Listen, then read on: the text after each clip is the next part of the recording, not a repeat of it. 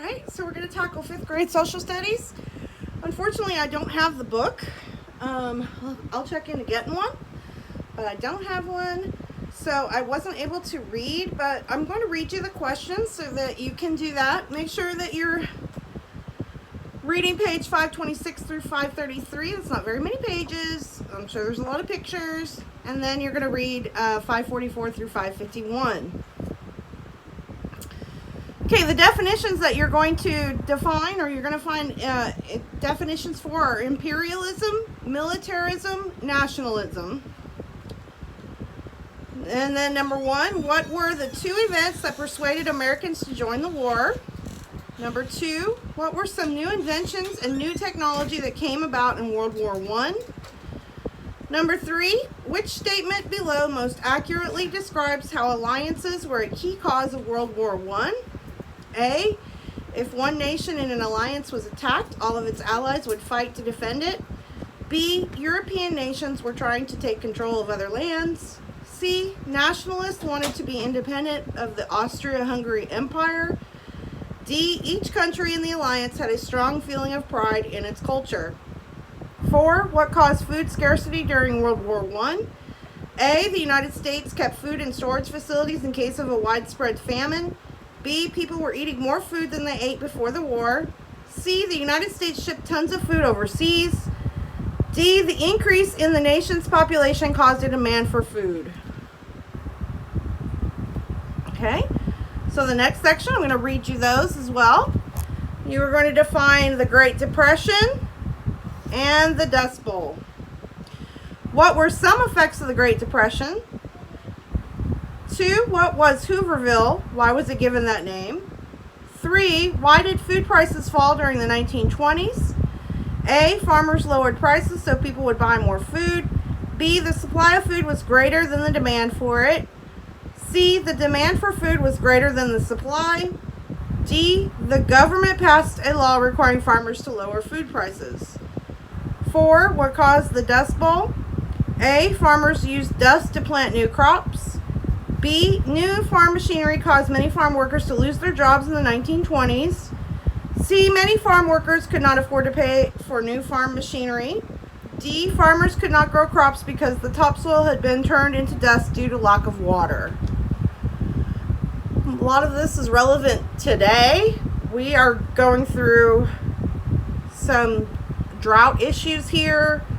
Food prices are actually going up because of something. We are close to a depression, so this stuff, although it happened a long time ago, we can relate it to a lot of things that are going on now. All right, let's go to activity 2. This one we can definitely do together. All right, it's a brief history of World War I, 1914 to 1919. World War I began on July 28, 1914, when Austria and Hungary declared war on Serbia. This seemingly small conflict between 2 countries spread rapidly. Soon, Germany, Russia, Great Britain, and France were all drawn into the war, largely because they were involved in treaties that obligated them to defend certain other nations. The Western and Eastern Fronts. The first month of combat consisted of bold attacks and rapid troop movements on both fronts. In the West, Germany attacked first Belgium and then France. In the East, Russia attacked both Germany and Austria-Hungary. In the South, Austria and Hungary attacked Serbia. Following the Battle of the Marne, September 5th through 9th, 1914, the Western Front became entrenched in central France and remained that way for the rest of the war. The fronts in the East also gradually locked into place. 1914, the Ottoman Empire was brought into the conflict as well after Germany tricked Russia into thinking that Turkey planned to attack. As a result, much of 1915 was dominated by Allied actions against the Ottomans in the Mediterranean. First, Britain and France launched a failed attack on the Dardanelles. This campaign was followed by the British invasion of the Gallipoli Peninsula. Britain also launched a separate campaign against the Turks in Mesopotamia. Trench warfare. In the middle part of the war, 1916 and 17, was dominated by continued trench warfare in both the East and the West. Soldiers fought from the dug-in positions, striking each other with machine guns, heavy artillery, and chemical weapons. Though soldiers died by the millions in brutal conditions, neither side had any substantive success or gained any advantage. In 1917, the United States, angered by attacks upon its ships in the Atlantic, declared war on Germany. Then in November, the Bolshevik Revolution prompted Russia to pull out of the war. The end of the war and armistice. Although both sides launched renewed offensives in 1918 in an all-or-nothing efforts to win the war, both efforts failed. The fighting between exhausted, demoralized troops continued to plod along till the Germans lost a number of individual battles and very gradually began to fall back. A deadly outbreak of influenza, meanwhile, took heavy tolls on soldiers of both sides. Eventually, the governments of both Germany and Austria-Hungary began to lose control as both countries experienced multiple mutinies from within their military structures. The war ended in the late fall of 1918 after the member countries of the Central Powers signed armistice agreements one by one. Germany was the last, signing its armistice on November 11, 1918. As a result of these agreements, Austria-Hungary was broken up into several smaller countries. Germany, under the Treaty of Versailles, was severely punished with hefty economic reparations.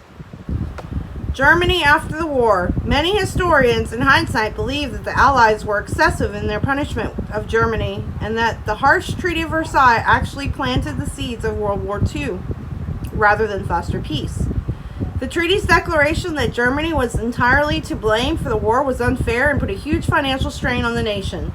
Although Germany ended up paying only a small percentage of the reparations it was supposed to, it was already stretched financially by the war, and in addition, economic burden caused enormous resentment. Ultimately, extremists or groups such as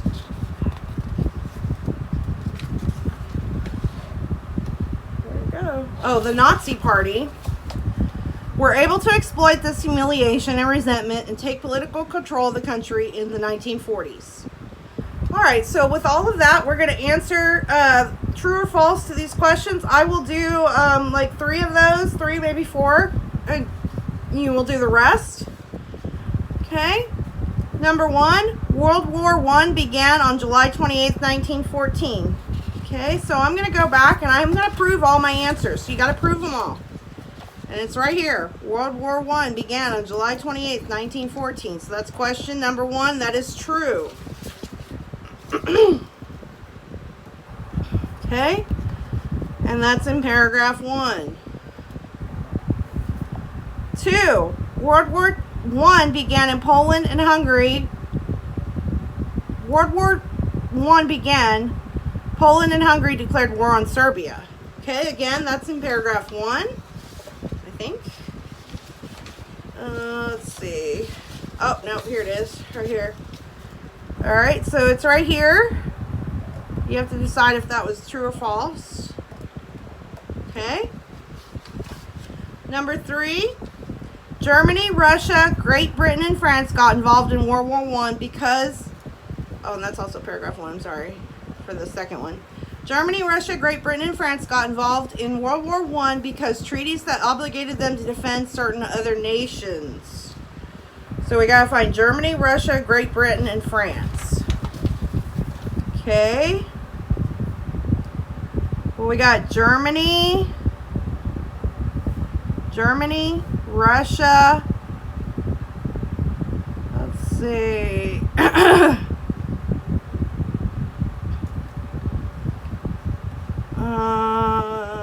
Let's see.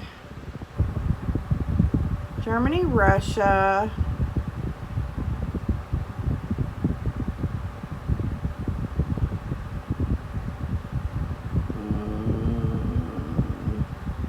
Britain and France. Okay, so we got paragraphs 2 and 3. You have to decide whether it's true or false. So it's paragraph 2 and 3. Okay. Oh, that's question number 3.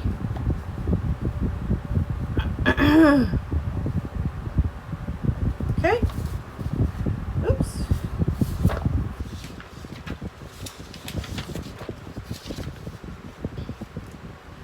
Number 4, the first month of combat consisted of small attacks and gradual troop movements. Okay, so we're going to go back where it says the first month. Right here it says the middle part of the war, so it's going to be right here.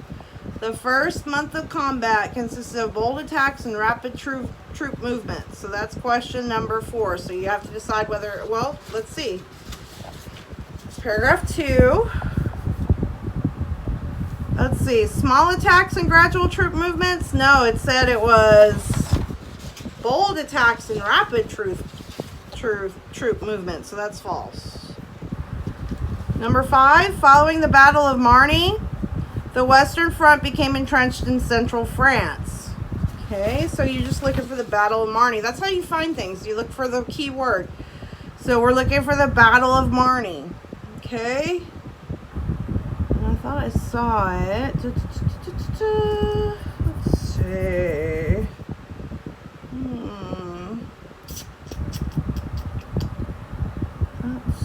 see. Let's see.